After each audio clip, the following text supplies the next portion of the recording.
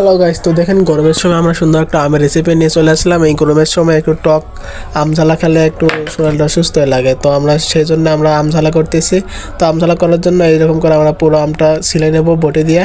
তো এরকম পুরো আমটা ছিলে হওয়ার পর আমরা এইভাবে আমের গা থেকে আমের মাংসগুলো ছড়াই নেব। তো বটিতে আমরা সম্পূর্ণ আম থেকে এই যে আমের কোমর থেকে আমরা আমের মাংসগুলো ছড়াই নিতেছি।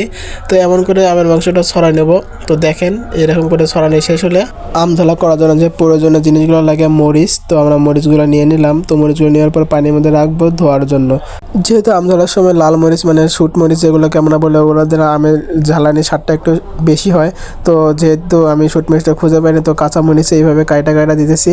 তো কাঁচা মরিচ এইভাবে মাঝখান দিয়ে চিরে নেওয়ার পরে ছোটো ছোটো করে পিস করে দেওয়ার পরে আমরা আমের মধ্যে রাখবো, যাতে আমগুলো মিক্স করতে অনেক সুবিধা হয় আর কি। তো এরকম করে পিস করে নেব। তো এই মরিচটা যেহেতু ছোটো, তো এটা আমি কাটা কোনো প্রয়োজন নেই। তো হাত দিয়ে এটা ভালো করে ডয়লা ওইখানে মিক্স করে দেব।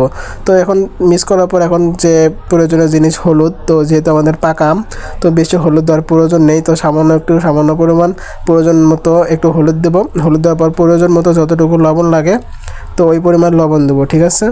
তো লবণ দেওয়া শেষে আমরা এখন এটা সব কিছু গুছিয়ে রাখার পরে আমরা আমটা এখন ভালো করে মিক্স করার জন্য হাতে নিলাম। তো হাতে নিয়ে ভালো করে মিক্স করতে থাকবো, যতক্ষণ পর্যন্ত না সুন্দরভাবে মিক্স হচ্ছে ততক্ষণ পর্যন্ত আমরা মিক্স করতেই থাকবো।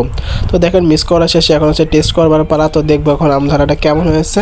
তো আমরা এখন মুখে দিয়ে দেখলাম একদম পারফেক্ট হয়েছে, কিন্তু লবণ আর ঝালের পরিমাণটা একটু বেশি হয়েছে, যার কারণে আমি চিনি বার করতেছি। চিনি বার করে এখন সামান্য একটু চিনি দেবো, যাতে লবণ আর ঝালের পরিমাণটা কমে যায়। তো আপনারা যেরকম ঝাল খান সেরকমভাবেই মরিচ নেবেন। তো আমার মতো আবার বেশি করে মরিচ দেওয়ার পরে যেন চিনি না দেওয়া লাগে। তো দেখেন প্রয়োজন মতো চিনি দেওয়ার পরে ঝাল আর লবণটা যেহেতু বেশি হয়েছে, তো সেই পরিমাণটা এখন কমে গেছে। তো দেখেন এইভাবেই আমার আম ঝালা করে গরমের দিনে যদি খাই অনেক ভালো লাগে। তো দেখেন আমের ফাইনাল লুকটা দেখেন তো কত সুন্দর হয়েছে, কমেন্ট বক্সে জানাবেন।